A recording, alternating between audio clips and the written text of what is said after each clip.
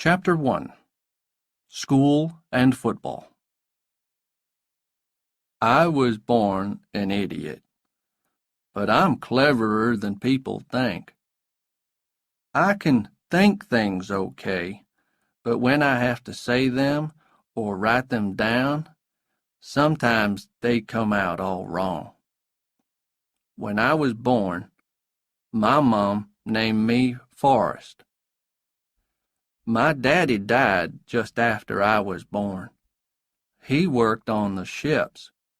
One day, a big box of bananas fell down on my daddy and killed him. I don't like bananas much. Only banana cake. I like that all right. At first, when I was growing up, I played with everybody. But then some boys hit me, and my mom didn't want me to play with them again. I tried to play with girls, but they all ran away from me. I went to an ordinary school for a year. Then the children started laughing and running away from me. But one girl, Jenny Curran, didn't run away, and sometimes she walked home with me. She was nice. Then they put me into another kind of school, and there were some strange boys there. Some couldn't eat or go to the toilet without help. I stayed in that school for 5 or 6 years, but when I was 13, I grew 6 inches in 6 months, and by the time I was 16, I was bigger and heavier than all the other boys in the school. One day I was walking home, and a car stopped next to me. The driver asked me my name, and I told him. "What school do you go to?" he asked. I told him about the idiot school. "Do you ever play football?" he asked. "No," I told him. "I see other people playing, but I don't play, and they never asked me to play with them." "Okay," the man said. 3 days later, the man in the car came and got me out of school. Mom was there, and they got all the things out of my desk and put them in a brown paper bag. Then they told me to say goodbye to the teacher. The man in the car took me and Mom to the new high school. There, an old man with gray hair asked me lots of questions, but I knew that they really wanted me to play football. The man in the car was a football coach called Fellers. Coach Fellers asked me to put on a football suit, then asked me to undress and dress again 20 times until I could do it easily. I began to play football with the high school team, and Coach Fellers helped me. And I went to lessons in the school. One teacher, Miss Henderson, was really nice. She taught me to read. And who do you think I saw in the school cafe? Jenny Curran. She was all grown up now, with pretty black hair, long legs, and a beautiful face. I went and sat with her, and she remembered me. But there was a boy in the cafe who started calling me names and saying things like, "How stupid." Then he threw some milk at me, and I jumped out of my chair and ran away. A day or two later, after school in the afternoon, he and his friends came up to me and started pushing and hitting me. Then they ran after me across the football field. I ran away fast. I saw that Coach Fellers was watching me. He had a strange look on his face, and he came and told me to put on my football suit. That afternoon, he gave me the ball to run with. The others started running after me, and I ran as fast as I could. When they caught me, it needed 8 of them to pull me down. Coach Fellers was really happy. He started jumping up and down and laughing. And after that, everybody liked me.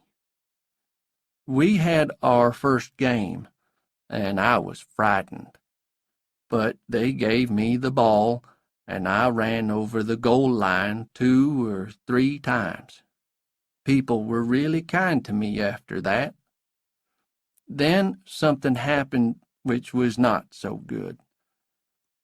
I want to take Jenny Curran to the cinema, I told Mom one day.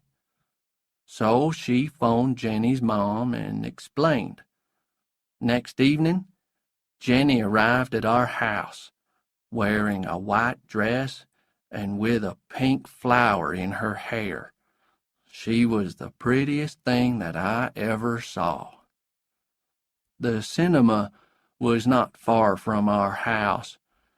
Jenny got the tickets, and we went inside.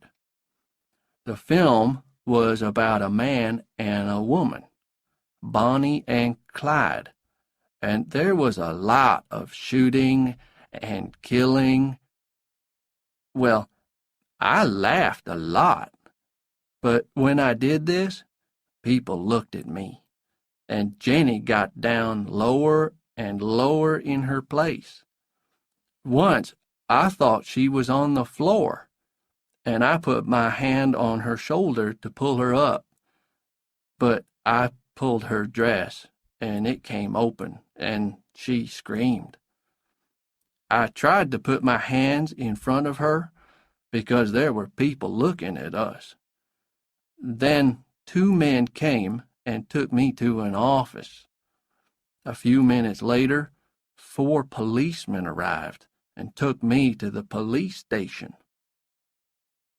Mom came to the police station. She was crying, and I knew that I was in trouble again. And I was in trouble. But I was lucky. Next day, a letter arrived from a university. It was good news. If I played in their football team, there was a place for me in school there. And the police said, "Well, that's okay with us, just get out of town." So the next morning, Mom put some things into a suitcase for me and put me on a bus. She was crying again. But they started the bus, and away I went. Chapter 2. Life at University. When we got to the university, Coach Bryant came to talk to us. "Last man to get to the practice field will get a ride there on my shoe," he shouted at us. And he meant it when he said that kind of thing. We soon learned that. The building that I went to live in was nice on the outside, but not on the inside. Most of the doors and windows were broken, and the floor was dirty. I lived in a room with a man called Curtis. He crashed into the room with a wild look in his eyes. He wasn't very tall, but he was very strong. "Where are you from?" he asked. "Mobile," I told him. "That's a stupid town," he said. And that was all of our conversation for several days. On the practice field, things didn't start very well. I got the ball, but I ran the wrong way with it, and everybody got angry and started shouting at me. but Coach Bryant called me across. "Just get in the line and start catching the ball," he told me. And then I told him something that he didn't want to hear. "They never taught me to catch a ball at high school," I said. "It was difficult enough for me just to remember where our goal line was." I don't think he was very pleased, but he started to teach me to catch. I wanted my mom, and I wanted to go home. I didn't like that place, and Curtis was always angry, and I couldn't understand him. He had a car, and sometimes he gave me a ride to the practice field. But one day, when he had to change a wheel on the car, I helped him. "If you're an idiot," he said angrily, "how do you know how to do that?" "Maybe I am an idiot," I said, "but I'm not stupid." Then Curtis ran after me and called me all kinds of terrible names. After that, I moved my bed to another room. The first football game was on Saturday. I ran well, and we won 35-3. Everybody was pleased with me. I phoned Mom to tell her. "I heard the game on the radio," she said. "I was so happy, I wanted to cry." That night, everybody went to parties, but nobody asked me to go. I went back to my room, but I heard music from somewhere upstairs. I found a young man who was sitting in his room playing the harmonica. His name was Bubba. He broke his foot in football practice and couldn't play in the game. I sat and listened to him. We didn't talk, but after about an hour, I asked, "Can I try it?" And he said, "Okay," and gave me the harmonica. I began to play. After several minutes, Bubba was getting really excited and saying, "Good, good, good." Then he asked, "Where did you learn to play like that?" "I didn't learn anywhere," I said. When it got late, he told me to take the harmonica with me, and I played it for a long time in my room. Next day, I took it back to Bubba. "Keep it," he said. "I've got another one." I was really happy, and I went and sat under a tree and played all day. It was late afternoon when I began to walk back to my room. Suddenly, I heard a voice shout, "Forrest!" I turned round and saw Jenny. She had a big smile on her face, and she held my hand. "I saw you play football yesterday," she said. "You were wonderful." She wasn't angry about the cinema, and she asked me to have a drink with her. "I'm taking lessons in music, and I want to be a singer," she told me. "I play in a little group. We're playing at the Student Center tomorrow night. Why don't you come and listen?" "Okay," I said. Chapter 3. The Big Game.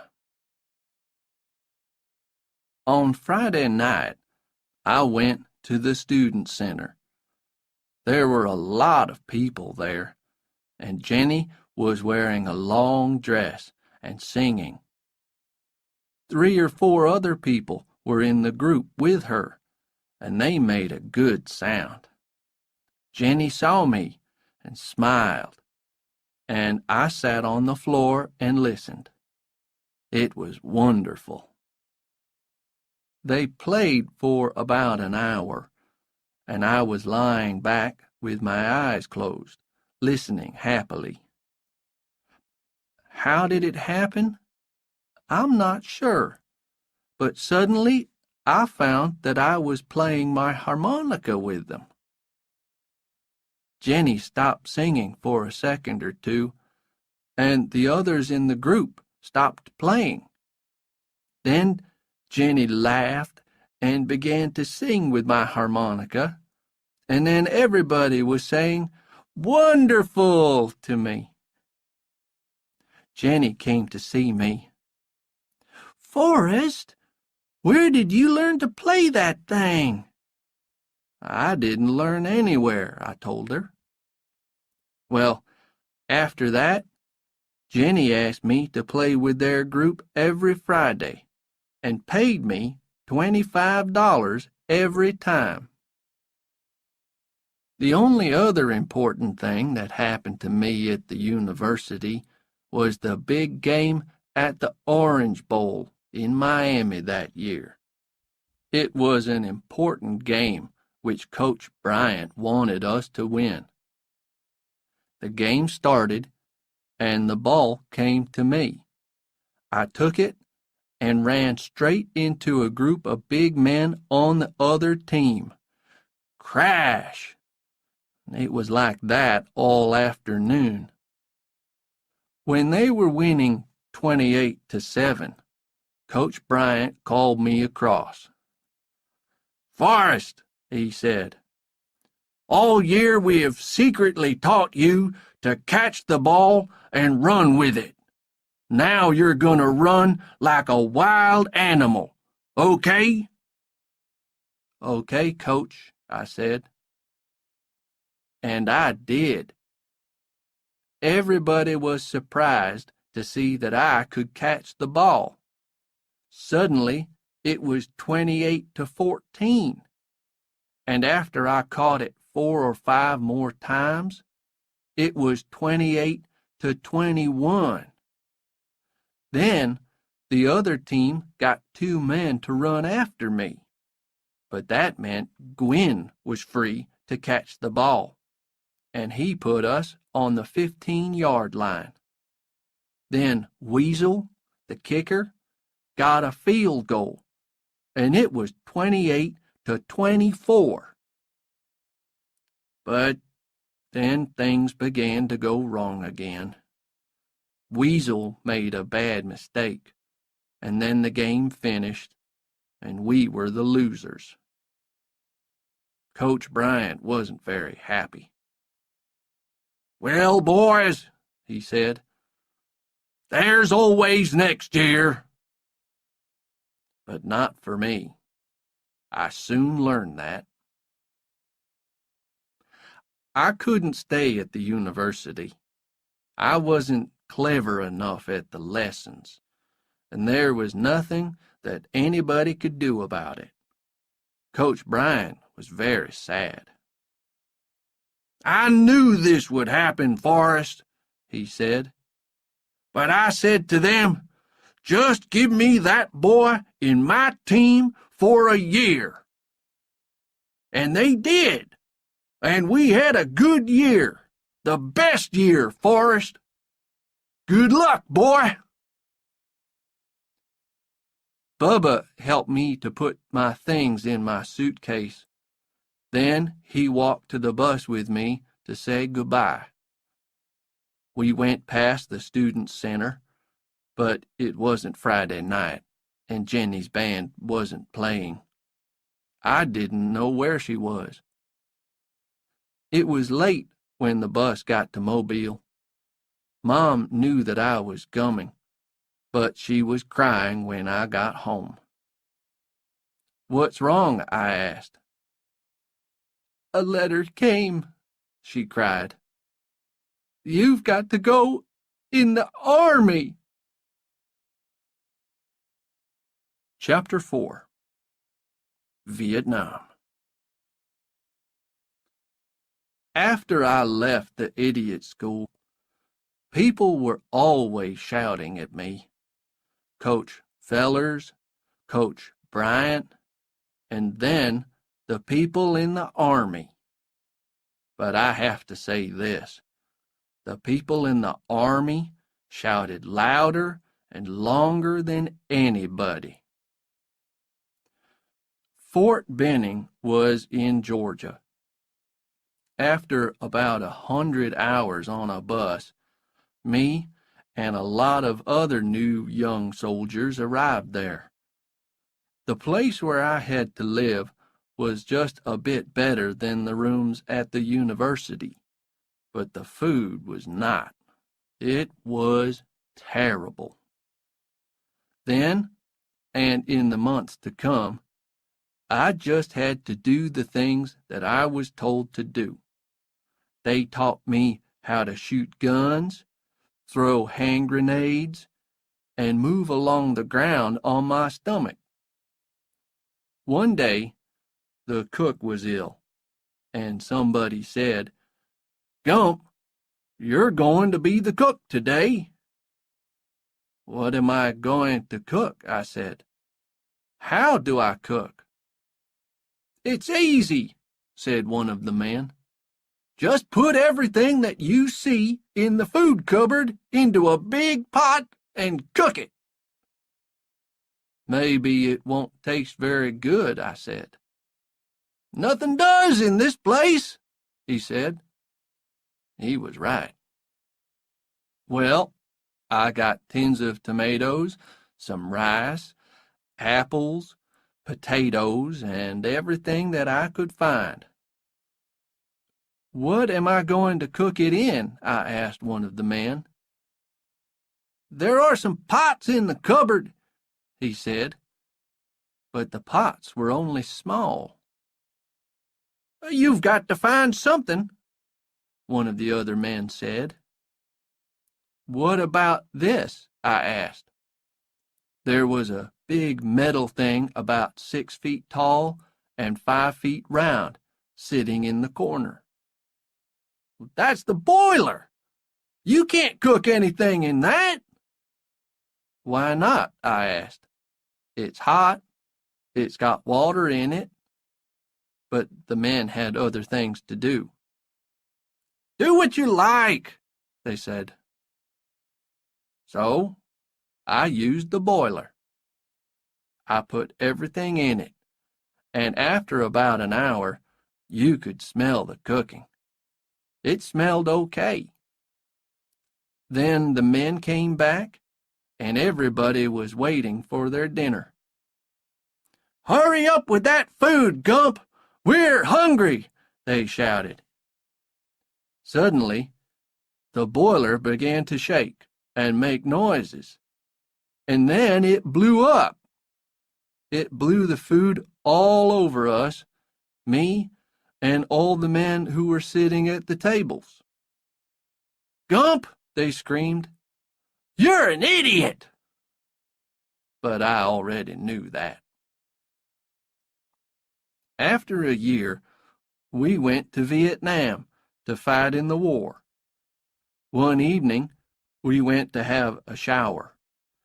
The showers were just a long hole in the ground for us to stand in, while somebody threw water over us. We were standing in it when suddenly there was a strange noise. Then the ground began to blow up all round us. We threw ourselves onto the floor of the shower hole, and somebody started screaming. It was some of our men on the far side of the hole, and there was blood all over them. Then everything went quiet again, and after a minute or two, the rest of us climbed up out of the hole. The enemy soldiers tried to blow us up for the next 5 nights, and then it stopped. But it was time for us to move up north to help some of our other men in the jungle. We went in helicopters, and there was smoke coming up out of the jungle when we got there. The enemy started shooting at us before we got on the ground, and they blew up one of our helicopters. It was terrible. People on fire, and nothing that we could do. It was almost night before we found our other soldiers in the jungle. And who do you think one of them was? It was Bubba. Well, in between the shooting, Bubba told me about himself. His foot got too bad to play football, and he had to leave the university. But his foot wasn't too bad for the army to get him, and here he was. "What happened to Jenny Curran?" I asked. "She left school and went off with a group of people who were against the war," he said. Chapter 5. Danger in the Jungle. There was a little valley between two hills. We were on one hill, and the enemy was on the other.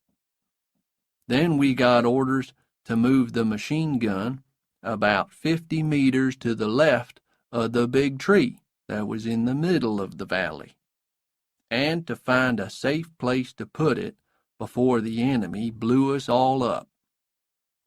We found a place to put the gun and stayed there all night. We could hear shooting all round us, but they didn't hit us. When it was day again, our planes came and they blew up the enemy soldiers. Then we watched while our men moved off the hill and came down into the valley. Suddenly, somebody started shooting at them. We couldn't see the enemy soldiers because the jungle was too thick, but somebody was shooting at our men. The shooting was in front of us, which meant that the enemy soldiers were in between us and our men. And this meant that the enemy was able to come back and find us, so we had to get out fast.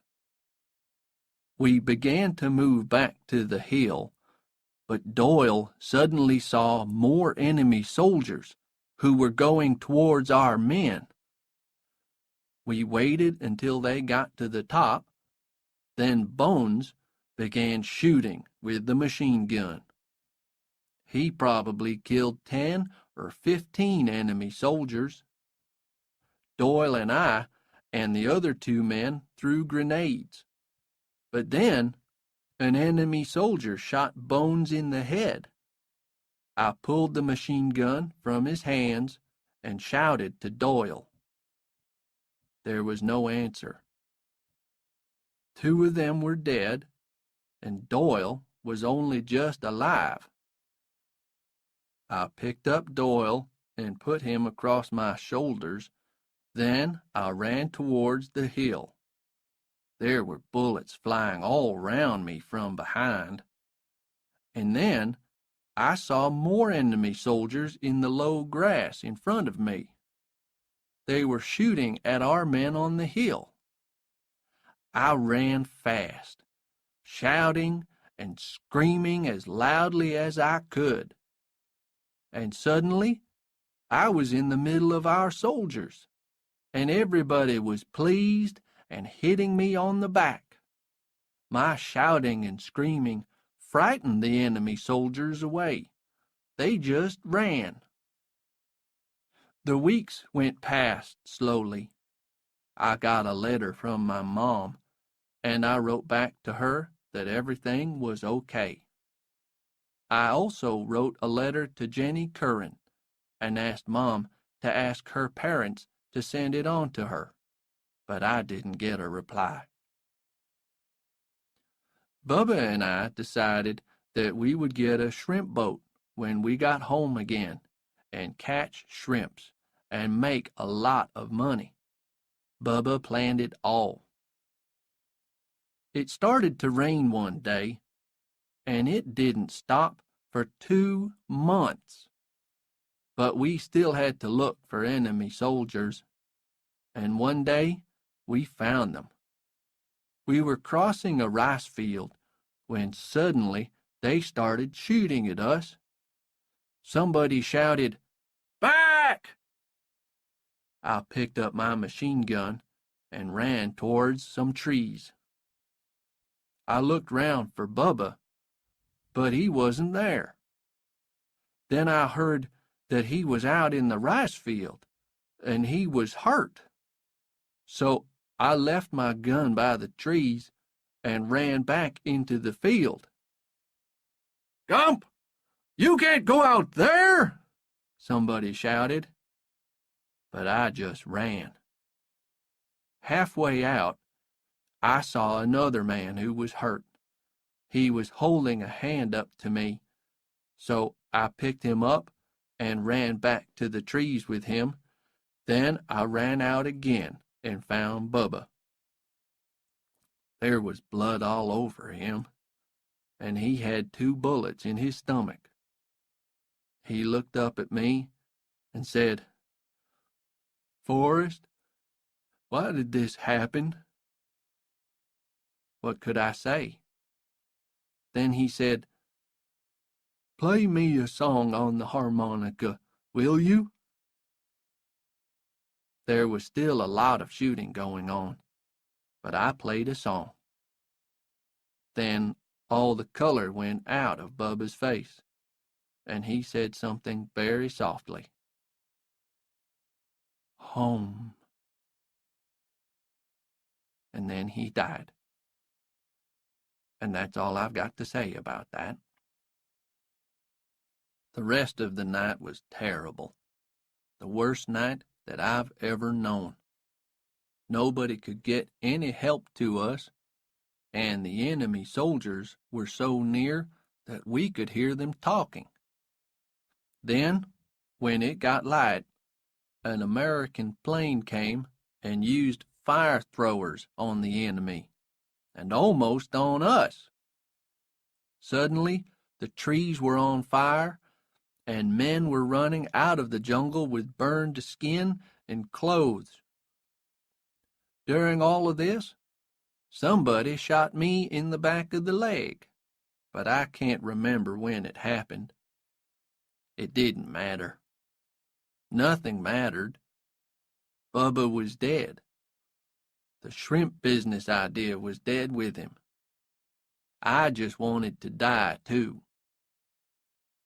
Then our helicopters came, and the enemy soldiers who were left ran away. An hour later, I was out of there and on my way to the hospital in Da Nang. Chapter 6. The White House. I was at the hospital for 2 months. After the first few weeks, my leg was getting better, and one day I went down into the little town, to the fish market. I bought some shrimps, and one of the cooks at the hospital cooked them for me. 2 days later, I went back to the fish market and talked to a man who was selling shrimps. "Where do you get them?" I asked him. He immediately started talking fast in a language that I couldn't understand. But he took me somewhere, past all the boats and the beach. There, he took a net and put it in the water. When he took it out again, it was full of shrimps.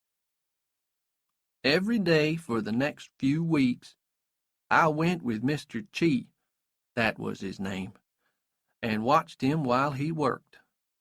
He showed me how to catch shrimps with the net, and it was so easy that an idiot was able to do it, which I did. Then one day, I got back to the hospital, and a Colonel Gooch said, "Gump, we're going back to America together.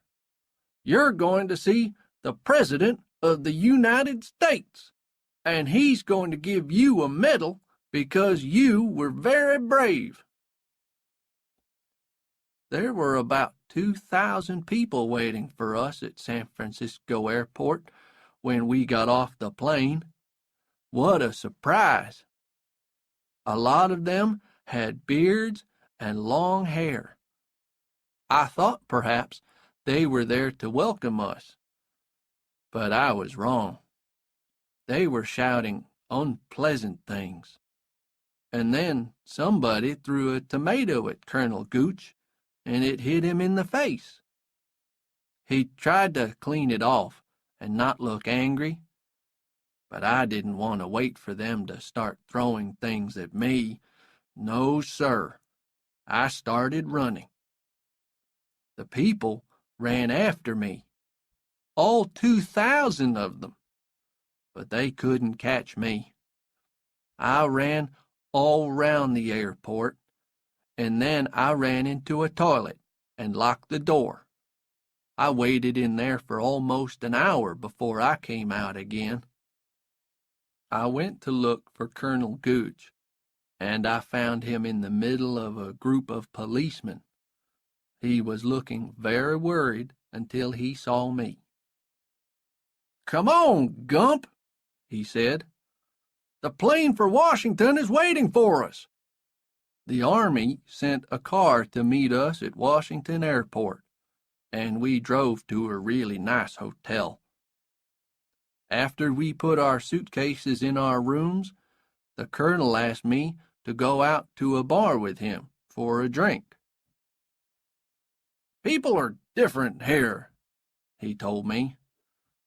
"They aren't like the people in California."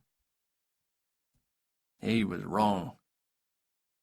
When we got there, he bought me a beer, and he was telling me about the president and my medal when something happened. A pretty girl came up to our table, and the colonel thought she was a waitress. "Get us 2 more drinks, please," he said. She looked at him and said, "I won't get you anything. Not as much as a glass of warm river water, you pig." Then she looked at me and said, "And how many babies have you killed today, you big ape?" Well, after that, we went back to the hotel. Next morning, we got up early and went to the White House, where the president lives. It's a really pretty house with a big garden. A lot of Army people were there, and they immediately started shaking my hand and telling me that I was a brave man and that they were pleased to meet me. The president was a great big old man who talked like somebody from Texas, and there were a lot of people standing round him in the flower garden. Then an Army man started to read something, and everybody listened. Everybody but me, because I was hungry and wanted some breakfast. At last, the Army man finished reading, and then the president came up and gave me the medal. After that, he began to shake my hand. I was just thinking of getting out of there and having some breakfast when the president said, "Boy, is that your stomach making that noise?" So I said, "Yes." And the president said, "Well, come on, boy. Let's go and get something to eat." And I followed him into the house, and a waiter got us some breakfast. The president asked me a lot of questions about Vietnam and the Army, but I just said, "Yes, it's okay," or shook my head to say no. And after several minutes of this, we were both silent. "Do you want to watch TV?" the president asked suddenly. So, me and the President of America watched TV while I ate my breakfast. Later, when we were back in the garden, the President said, "You were hurt, weren't you, boy? Well, look at this." And he pulled up his shirt and showed me the place on his stomach where he was hurt once. "Where were you hurt?"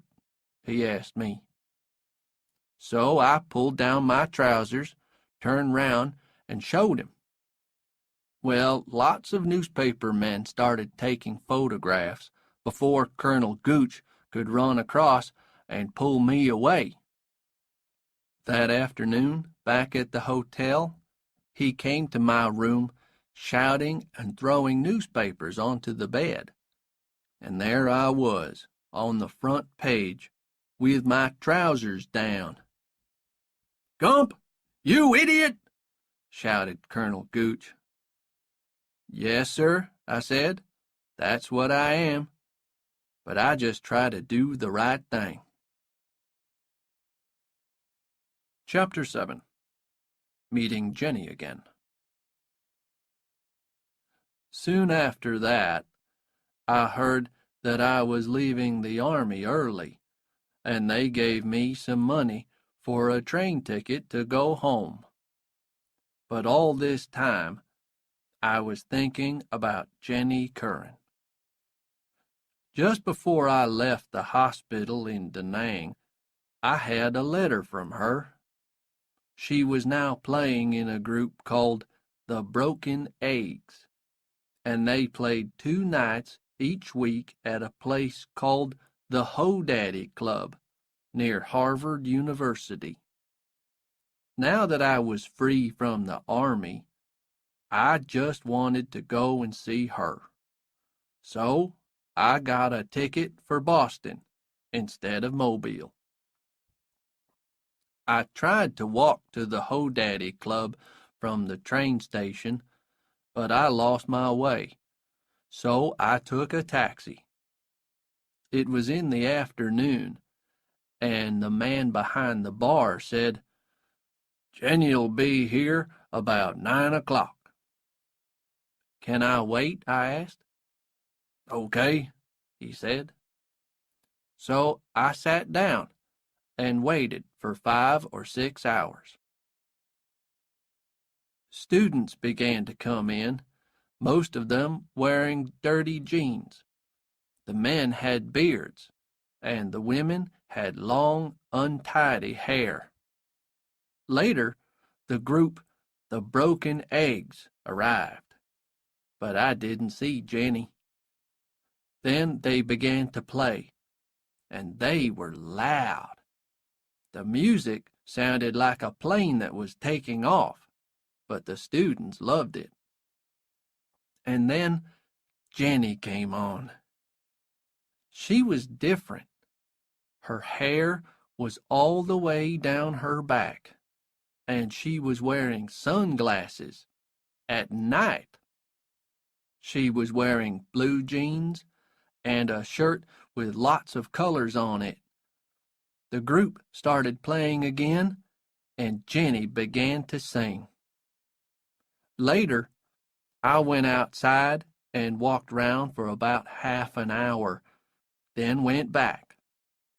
There were a lot of people waiting to go in, so I went round to the back of the place and sat on the ground.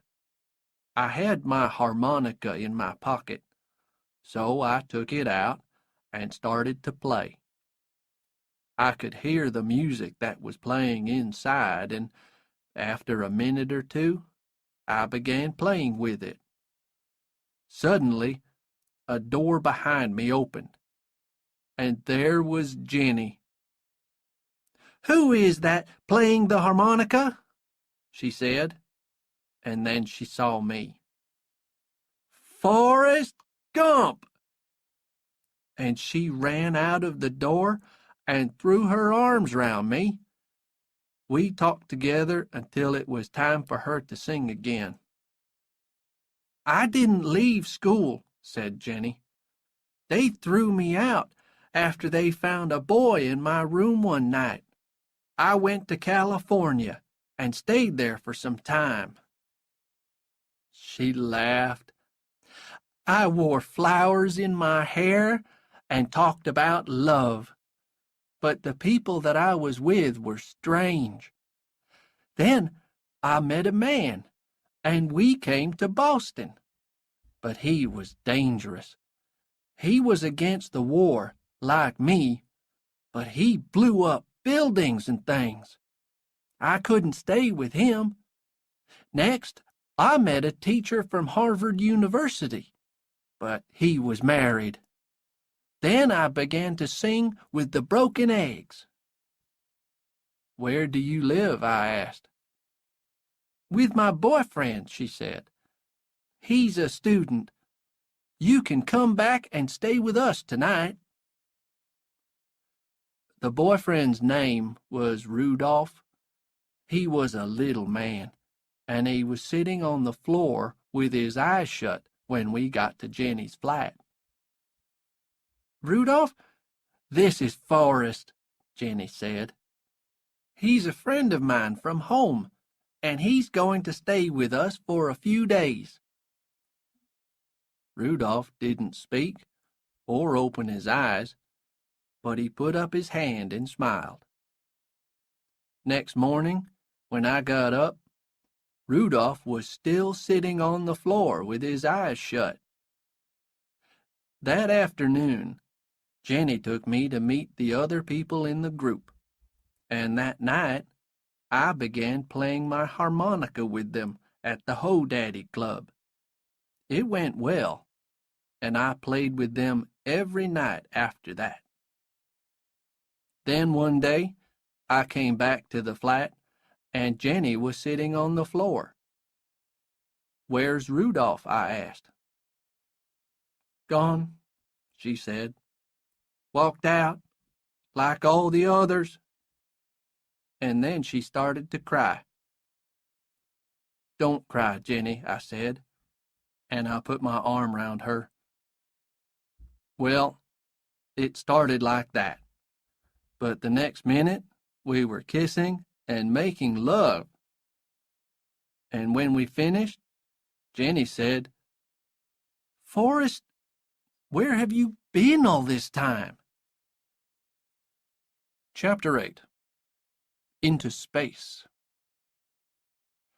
Spring and summer went by, and I continued to play my harmonica with the group. It was my happiest time of all. But, you've guessed it, something went wrong. How did it happen? I don't know. But one night I was sitting outside the Ho Daddy Club, smoking a cigarette, when a girl smiled and came up to me. She sat down across my legs and put her arms round me. She was laughing and kissing me, and I didn't know what to do. Suddenly, the door opened behind me, and there was Jenny. "Forrest, it's time to—" She stopped when she saw me with the girl. Then she said, "Oh, no, not you, too." I jumped up and pushed the girl away. "Jenny," I said. "Stay away from me, Forrest," she said. "You men are all the same. Just stay away from me." She didn't speak to me again that night, and the next morning she told me to find another place to live. I went to live with Moses, one of the other men in the group, and soon after that, Jenny went to Washington to talk and work against the war. Moses wrote down the address for me. So I went back to Washington, too. There was a lot of trouble there. Police were everywhere, and people were shouting and throwing things, and the police were taking some of them away. I went to find Jenny's address, but there was nobody at home. I waited outside for most of the day. Then, at about 9 o'clock, a car stopped near the house, and some people got out. And there she was. I started to walk towards her, but she turned and walked away. The other people, 2 men and a girl, didn't know what to say. "What's wrong with her?" I asked one of the 2 men. "She just got out of prison," he said. "She was there all night before we could get her out." Jenny was in the back of the car now, so I went over and talked to her through the window. I told her how I felt. I was sorry about the girl, and I didn't want to play in the group without her. She listened quietly, then opened the car door for me to get in, and we sat and talked. The others were talking about something that would happen the next day. Some American soldiers planned to take off their Vietnam medals and throw them away in front of the crowds of people. Suddenly, Jenny said, "Did you know that Forrest won a medal?" The others went quiet and looked at me, then looked at Jenny. Next morning, Jenny came into the living room. I was sleeping on the floor of their house. She woke me up. "Forrest," she said, "I want you to do something for me." "What?" I said. "I want you to come with us today, and I want you to wear your army clothes." "Why?" I asked. "Because you're going to do something to stop all the killing in Vietnam." You can guess what I had to do, can't you? I had to throw away my medal with the other American soldiers. But because my medal was a more famous medal than theirs, it was more important to Jenny and her friends. But it got me into more trouble. Oh, I threw my medal away okay, but it hit somebody really important, one of the president's men. So they threw me into prison. Why did things like that always happen to me? As it happened, I didn't stay in prison long, because they soon realized that I was an idiot, and they put me in a special hospital for idiots. It was the doctors at the hospital who decided to send me to NASA. That's the Space Center at Houston in Texas. "You're just the kind of person they're looking for," the doctors told me. I soon understood why. NASA sent me on a journey into space with a woman and an ape. Me, a spaceman. It was very strange. All kinds of things went wrong because of that ape. Instead of coming down in the sea when we returned, the spaceship came down in the jungle somewhere, and it was 4 years before the NASA people found us. But the ape and I were soon good friends. His name was Sue. Yes, I know it's a girl's name, but they sent a male ape up by mistake, and NASA didn't like to tell the newspapers that. And it was in the jungle that I met Big Sam, a man who taught me to play chess, and that was important, as you will see later. Chapter 9. A Real Idiot.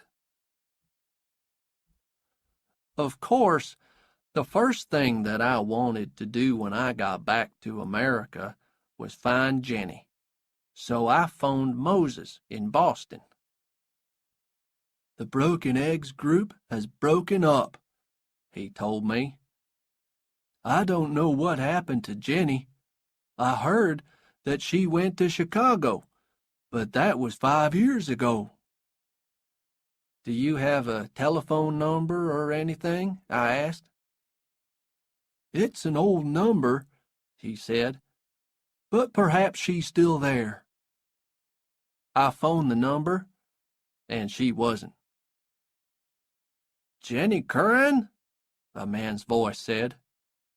She went to Indianapolis, got a job at the temporary factory. So I went to Indianapolis on the bus. The temporary factory was outside the town. I asked about Jenny at the office, and the woman said, Yes, she works in here. Why don't you wait at the side of the factory? It's almost lunchtime, and she'll probably come out. So I did. A lot of people came out at lunchtime. Then Jenny came out. She went and sat under a tree on the grass and began eating an apple. I went up behind her and said, That looks like a nice apple. She didn't look up. She just said, Forrest, it has to be you. A minute later, I had my arms round her, and we were both crying. People were watching us with strange looks on their faces, but it didn't matter. Jenny and me were together again. I finish work in 3 hours, Forrest, Jenny said. Why don't you wait for me in that bar across the street? Then I'll take you to my place. So I waited in the bar. And I got into the wrestling business. How? I'll tell you. It started when I arm wrestled a man in the bar and won some money on a bet. That gave me an idea. But at first, I didn't say anything to Jenny. She came across to the bar after work, and we had a drink and talked. I saw you on TV when you went up into space, Forrest, she said. And I told her all about that, and about Sue, the ape. What happened to him? She asked. I don't know, I said, but he was a good friend. Later, we went back to Jenny's flat, and she said, You can stay here. Next day, when Jenny went to work, I went back to the bar. Several people wanted to try arm wrestling with me again, and I said, okay. None of them won because I was too strong, but plenty of people wanted to try their luck. After about a month, I was winning nearly $200 a week arm wrestling. Then one day, a man called Mike came into the bar. You can make a lot more money, he told me. How? I asked. Wrestling. Real wrestling, he said. I can teach you. To make a long story short, he did. Jenny wasn't happy about the wrestling, but I won a lot of money. Sometimes by winning fights, sometimes by losing them, because Mike told me to lose them. Yes, that happens too. But then I did something stupid again. I bet on myself winning a fight after Mike told me to lose it. Jenny got really angry. It isn't honest, she said. I didn't listen. I bet all my money on myself to win, and then I lost the fight. But there was worse to come. When I got back to the flat, Jenny was gone, and there was a letter waiting for me. It said, Dear Forrest, you're doing something bad tonight. It isn't honest, and I cannot go on with you like this. I think about having a house and a family and things like that now. I watched you grow up big and strong and good, And then, in Boston, I realized that I loved you, and I was the happiest girl in the world. But then there was that girl outside the Hodaddy Club. Then you went up into space, and I lost you for 4 years. And I think you changed. And I think perhaps I changed too. I just want to live in an ordinary way now, so I must go and find it. I am crying while I write this, but please don't try to find me. Goodbye, my dear. Love, Jenny. And for the first time ever, I knew that I was a real idiot. Chapter 10. Money for Playing Games. I decided to go home to Mobile, but the bus stopped at Nashville on the way, and I went into town for a drink and something to eat. I was going past a hotel when I looked in the window and saw some people who were playing chess. Like I said before, Big Sam taught me how to play chess when I was in the jungle. Well, I went into the hotel to watch them, but it was a special chess tournament, and it cost $5 to watch, so I didn't go into the chess room. I was just walking out again when I saw a little old man who was playing chess with himself at a table near the door. I had another hour before I had to catch the bus again, so I went across and watched him. Then I said, "If you make that move, you'll lose your queen." He didn't look up, but after a minute, he said, "Perhaps you're right." It was time for me to get back to the bus station, but when I started to leave, the old man said, "Why don't you sit down and finish this game with me?" "I can't," I said. "I have to catch a bus." So he waved at me with his hand, and I went back to the bus station. But I missed the bus that evening, and there wasn't another one until the next day. So I walked back to the hotel, and there was the little old man, still playing against himself. He looked up and saw me, and told me to sit down. It took me an hour to win that chess game. "Just who are you?" he said after the game. "Forrest Gump," I said. "Where did you learn to play chess?" he asked. "In the jungle," I told him. He looked surprised. "Aren't you in the tournament?" he asked. "No," I told him. "I'm going home, and I'm going to start a shrimp business." "You can make a lot of money from chess," he said. "You're very good." "Am I?" I said. The old man's name was Mr. Tribble. 2 days later, we were on our way to Los Angeles to a big chess tournament. We were a day or two early for the tournament, and Mr. Tribble took me to see some people who were making a film. They make a lot of films in Los Angeles.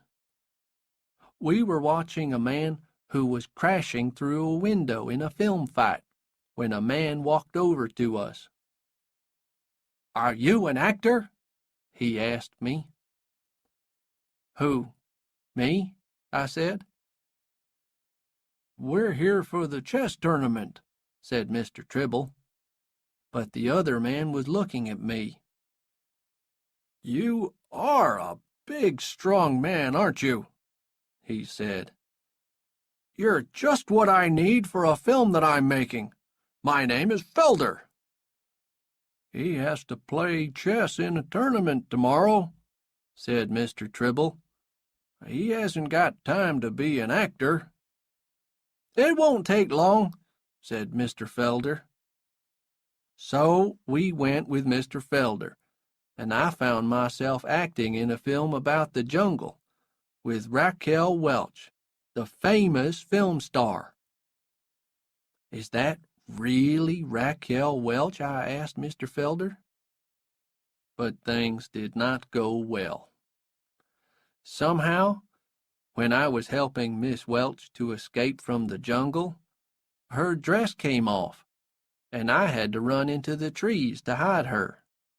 But who do you think we met there? Sue, the ape. He was in another film. The three of us ran out of there fast, and Miss Welch shouted and screamed. No, things didn't go very well. I wasn't an actor for very long. I think Mr. Tribble was secretly pleased. I was pleased because I was back with Sue again. Back at our hotel, the three of us sat in our room and tried to decide what to do. "It's going to be difficult traveling with an ape," said Mr. Tribble. "He won't be any trouble, Mr. Tribble," I said. But Mr. Tribble seemed worried. Next day was the big chess tournament at the Beverly Hills Hotel. Mr. Tribble and I got there early, and I had to play chess all day. It took me about 7 minutes to win the first game, and half an hour to win the next. I played all that day and the next, and suddenly I was in the final, playing with a Russian, Honest Ivan, the best player in the world. He was a big man with long black hair, and he didn't want to lose. It was a long game. Honest Ivan was good, very good. But just when Honest Ivan seemed to be winning, Sue ran across the room and jumped onto the chess table. Honest Ivan fell off his chair, and everybody started screaming and running everywhere. "Let's get out of here, Forrest!" shouted Mr. Tribble. We got back to the hotel and hurried up to our room. "Forrest," said Mr. Tribble, "you're a wonderful chess player, but I never know what's going to happen next. Here's half of the money that you've won. It's almost $5,000. Take Sue back to Alabama with you and start your shrimp business." He shook my hand and gave me his address. "Write to me sometimes, Forrest. Good luck." Chapter 11. The Shrimp Business. Well, I finally went home to Mobile again. The train got into Mobile Station about 3 o'clock in the morning, and Sue and I got off. We walked into the town and finally found a place to sleep in an empty building. The next morning, I bought some breakfast and got Sue some bananas to eat. Then we went to see Mom. She was pleased to see me. "Oh, Forrest," she said, "you're home at last." "Yes, Mom," I said. But I didn't stay long. 2 days later, Sue and I got the bus to Biola Battery, where Bubba's parents lived, and I explained to Bubba's daddy about the shrimp business that Bubba and I planned to start after we came out of the Army. He listened, and he was very interested. And the next day, he took Sue and me out in his little boat to look for a good place to start the shrimp business. It took almost a month to start things up, to get nets and a boat and everything. Finally, the day came when Sue and I were ready to go shrimping, and by that night we had hundreds and hundreds of shrimps in our nets. It was the beginning of my shrimp business. We worked hard all that summer and that autumn and winter and the next spring. And after a year, Mom was working for me, and Mr. Tribble, and Curtis, my old football friend, and Bubba's daddy. At the end of that year, we had $30,000. Everybody was very happy. But me? I was thinking of Jenny, of course. I wanted to find her again. And one day, I dressed in my best clothes and got the bus to Mobile, and I went to Jenny's mom's house. "Forrest Gump," she said when she saw me. "Come on in." Well, we talked about Mom and the shrimp business and everything. Then I asked about Jenny. "I don't hear from her very often," she said. "I think they live somewhere in North Carolina now." "They?" I said. "Didn't you know?" she said. "Jenny married 2 years ago." Why wasn't I ready for that news? I don't know, but I wasn't. And part of me seemed to die when I heard it. But Jenny only did what she had to do, because I'm an idiot. A lot of people say that they married an idiot, but they don't know what it's like to marry a real one. I cried that night, but it didn't help. "I'm just going to work hard," I told myself. "It's all I can do." And I did. And at the end of that year, we had $75,000. Time went on.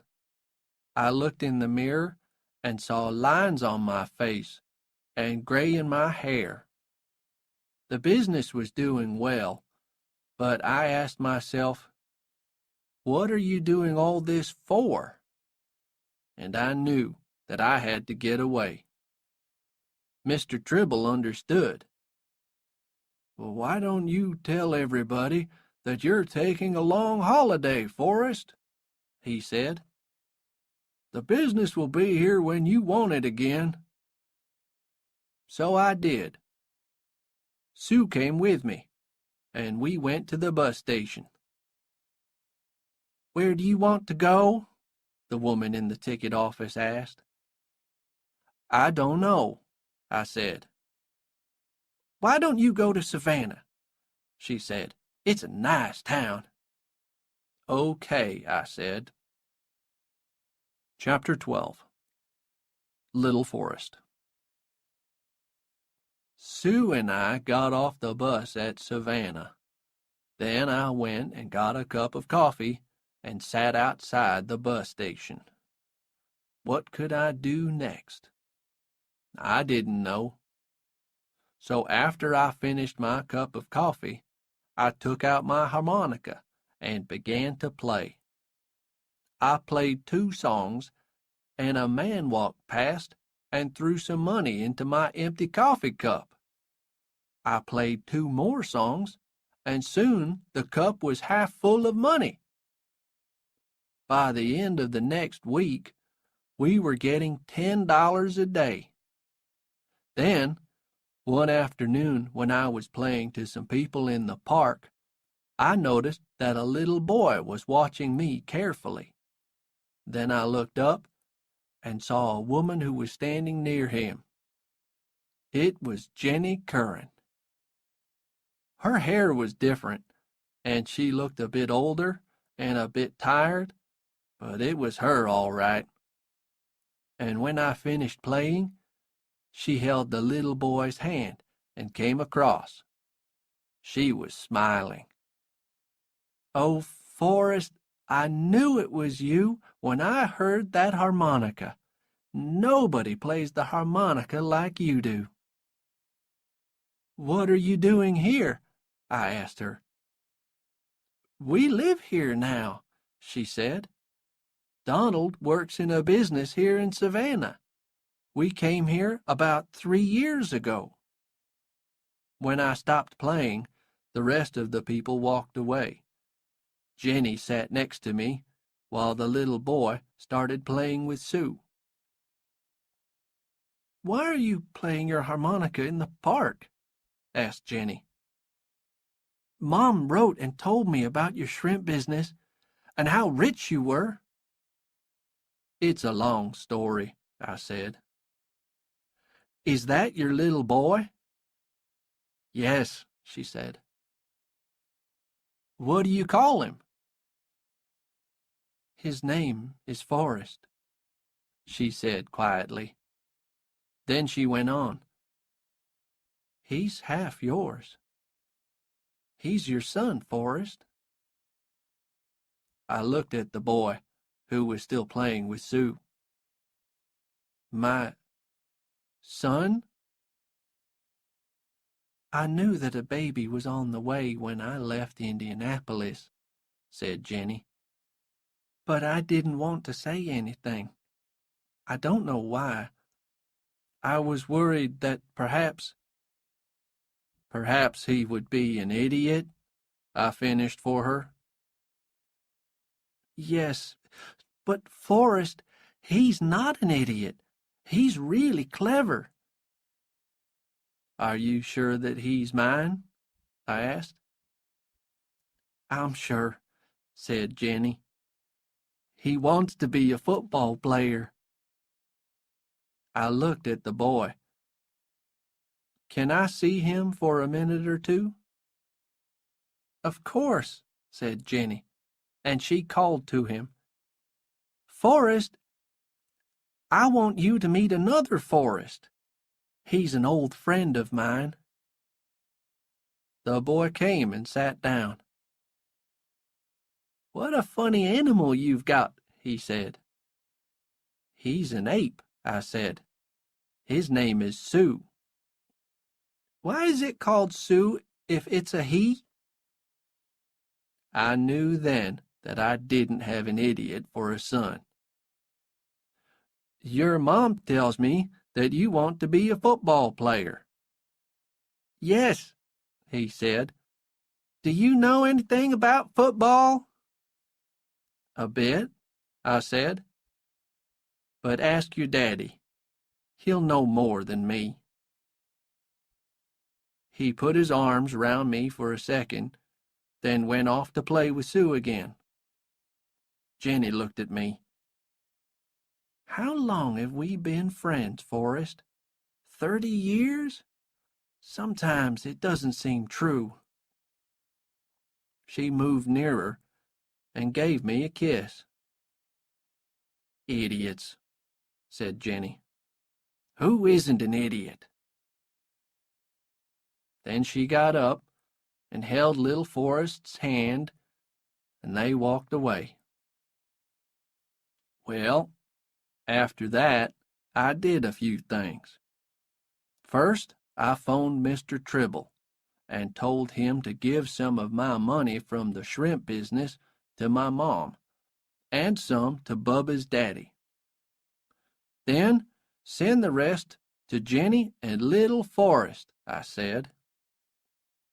That night, I sat up thinking. Perhaps I can put things right with Jenny, I thought, now that I've found her again. But the more I thought about it, the more I finally understood that it was better for the boy to be with Jenny and her husband and not to have an idiot for a father. An idiot? Yes, I'm an idiot. But most of the time, I just try to do the right thing.